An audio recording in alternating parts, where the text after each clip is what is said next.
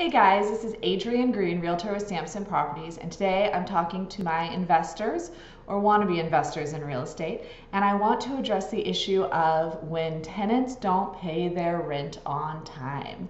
I was very thankful that for a long time we had tenants that always paid on time, but now we have a couple tenants who don't. And so I wanted to talk about kind of how we've handled that in their situations and what some other situations would be. So as you guys know, I love to talk to my investors in real estate. I personally have investment properties here in Northern Virginia, so make sure to like this video if you want more investment content, subscribe to the channel, and turn on notifications to find out when there's more videos posted for investors.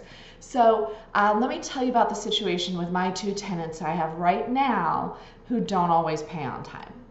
All right, so first off, they do pay. It's just often a few days late, between 1 and 5 days late typically, okay?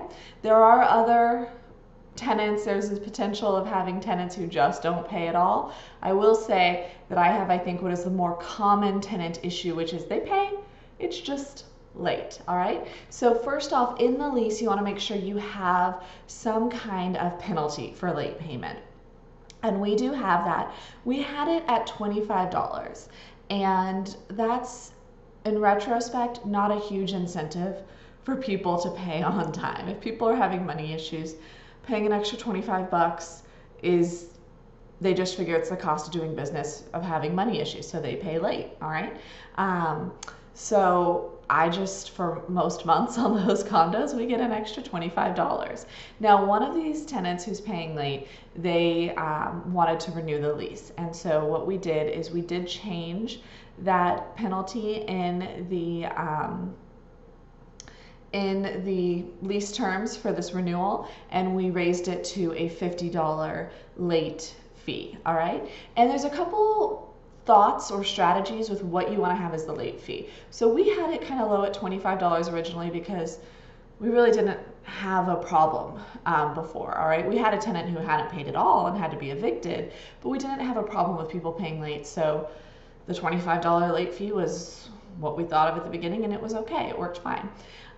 Then there's a strategy of having a slightly larger late fee, so that if you have to take the time to check in with those tenants, see if they're paying, what the situation is, you're getting compensated for your time adequately. Like, let's say $50 to $100, all right? It's enough that it's a, an incentive to pay on time, but it's not a huge penalty per se, all right?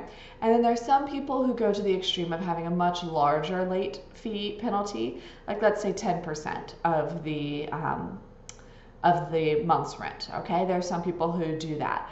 And so if you went middle of the road like we did with the $50 one for this renewal or a $100 one, I kind of figure that if these people are having money issues, charging them 10% of their rent isn't going to help their money issues, right? So we're charging them a fee where we are getting compensated for our time and having to address this late fee, but we're not necessarily helping them dig that hole deeper of having money issues, okay? So we're getting compensated for our time, but we're really giving those tenants a chance to fix their situation and stop paying these late fees, right? Versus if we had done a more significant or punitive late fee of roughly 10%, on one of ours, our rent is $1,800 a month, so that would be $180 late fee every time. If somebody's already having trouble getting together their money for rent, that's not going to help them be better next month. And I'd rather have something where, my time spent dealing with that late payment, it doesn't cost me money.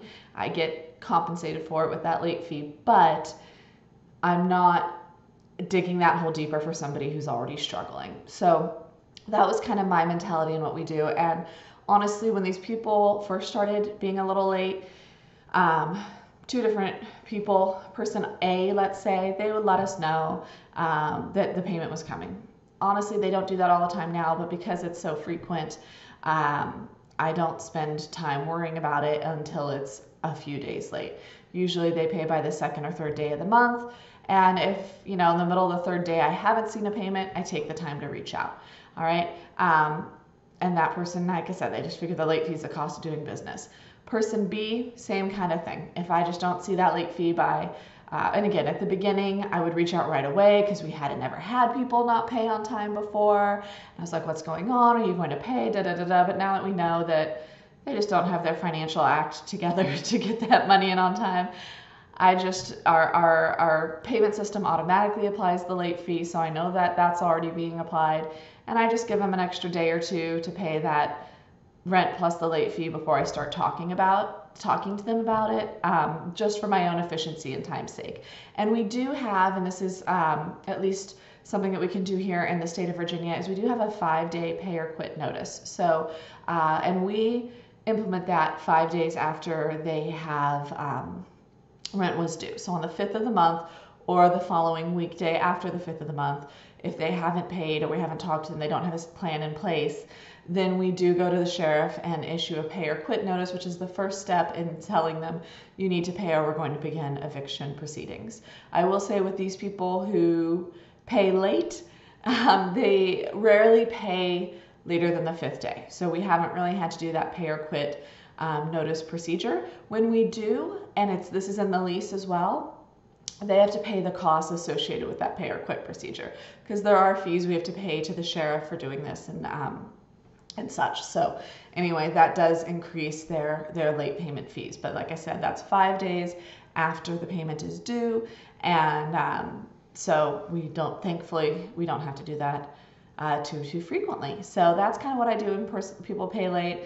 Just try to create a system where we are compensated for our time, but we're not being punitive or making their financial struggles more difficult, because ultimately we want tenants who are in our condos for a long time. We want people to succeed financially. So kind of having this aspect of our business be in line with our overall goals and philosophy. And part of the reason we have rentals is we want people to have a nice place to live who are renting, who don't have, slumlords or something like that in charge of it. We want to help people who are in that stage of being renters. And so we kind of try to set up our rent system accordingly. And that's what I just wanted to talk to you a little bit about today. So hopefully that helps those of you who are investors thinking about how you handle people with late payments. So thank you so much. Adrienne Green, Realtor of Sampson Properties. Again, like this video if you want more investor content.